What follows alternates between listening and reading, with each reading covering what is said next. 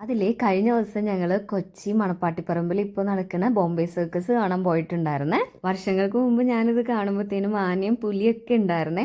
ഇപ്പൊ ജോ ഇത് കാണുമ്പോൾ അതൊക്കെ ഇല്ലെങ്കിലും അവൻ ഭയങ്കര എക്സൈറ്റഡ് ആയിരുന്നു. ഇതൊക്കെയോ റീൽസിലൊക്കെ പറയണ കേട്ടോ 25 വർഷത്തിന് ശേഷമാണ് കൊച്ചിയിൽ ഈ ഒരു സർക്കസ് വീണ്ടും വരുന്നതെന്ന്. ബിറ്റ്വീൻ ക്ലൗൺ ഷോയുടെ ഇടയിൽ പിള്ളേരെയൊക്കെ വിളിച്ചിട്ട് ഓരോന്നൊക്കെ ഇങ്ങനെ ചെയ്യിപ്പിച്ചായിരുന്നേ.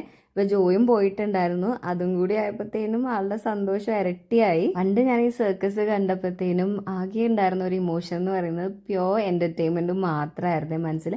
പക്ഷെ ഇന്ന് ഇത് കാണുമ്പോഴത്തേനും വേറൊരു പെർസ്പെക്റ്റീവും കൂടി വരുന്നുണ്ട്. കാര്യം ഇതിൽ ഇവരിടുന്ന എഫേർട്ടും അതുപോലെ തന്നെ അവരുടെ ലൈഫ് റിസ്ക് ചെയ്യുന്നതൊക്കെ ഞാനിന്ന് ആലോചിച്ചു. കാര്യം ശരിയാണ്, നമ്മുടെ ഇടയിലുള്ള ഒരുപാട് പേര് ഇതിലും റിസ്കി ആയിട്ടുള്ള ജോബ്സ് ചെയ്യുന്നവരുണ്ട്. പക്ഷെ ഇത് കണ്ടപ്പോൾ എനിക്ക് അങ്ങനെ ഫീൽ ചെയ്തപ്പോൾ ഞാൻ പറഞ്ഞതേ ഉള്ളൂ. ഡെയിലി 3 ഷോസ് ഉണ്ട്. അതുപോലെ ലാസ്റ്റ് ഡേ വരുന്നത് ജാനുവരി 27 ആണ് കൊച്ചിയിലെ. അപ്പോൾ പോണോ വേണ്ടെന്നൊക്കെ ഇങ്ങനെ ആലോചിച്ചുകൊണ്ടിരിക്കുന്നവരാണെങ്കിൽ ഒന്നും ആലോചിക്കേണ്ട കേട്ടോ. പ്യോർ എൻ്റർടൈൻമെൻ്റ് ആണ്. പ്രത്യേകിച്ച് പിള്ളേരൊക്കെ ഉള്ളവരാണെങ്കിൽ എന്തെങ്കിലും പോകണമെന്നേ ഞാൻ പറയുള്ളൂ.